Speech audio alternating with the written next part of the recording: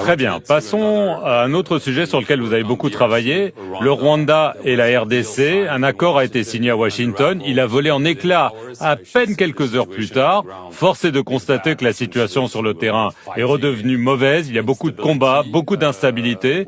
Est-ce que vous diriez que cet accord de Washington est un échec? Oh, pas du tout. Non, absolument pas. Pourquoi pas?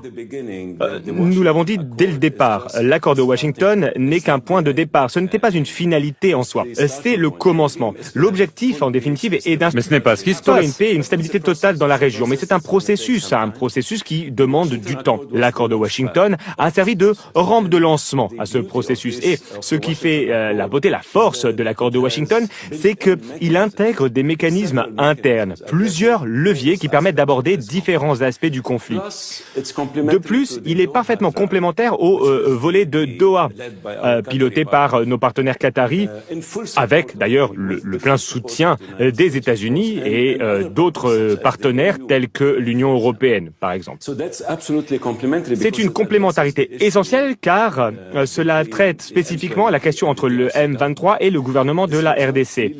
Un aspect qui n'était pas réellement couvert par l'accord de Washington, qui concernait les relations entre le Rwanda et la RDC. Mais je vois où vous voulez en venir. Bien sûr, nous avons été extrêmement déçus par ce qui s'est produit en l'espace de quelques jours à peine. Mais imaginez un instant si nous n'avions pas eu cet accord. La situation aurait été bien plus chaotique. Qui est responsable? Qui est responsable? Alors bien évidemment, c'était le M23 et le Rwanda qui s'est emparé de la ville d'Uvira, c'était très clair. Donc le président Kagame a trahi la confiance de votre administration et du président Trump lui-même. Il y a eu une sorte de violation, à notre sens, c'était une violation grave de l'accord de Washington. Faites-vous toujours confiance au président Kagame? Nous espérons pouvoir.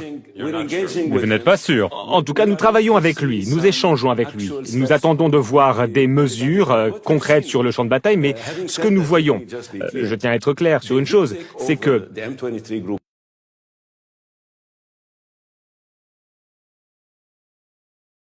le M23, soutenu par le Rwanda, s'est emparé de la ville de Uvira. Après nos échanges avec le président Kagame, eh bien, ils se sont retirés de la ville d'Uvira. Mais pas totalement. Pas totalement, ils sont encore sur quelques points forts autour de la ville. Vous le savez. Ils sont même allés un petit peu plus vers le sud, avant de remonter. Mais il y a eu au moins quelques actions entreprises. Faut-il des sanctions contre le président Kagame? Au Congrès, il y a des pressions pour imposer des sanctions au Rwanda et peut-être à lui. Alors, vous l'avez vu dans l'audience publique qui a eu lieu à la Chambre des représentants récemment.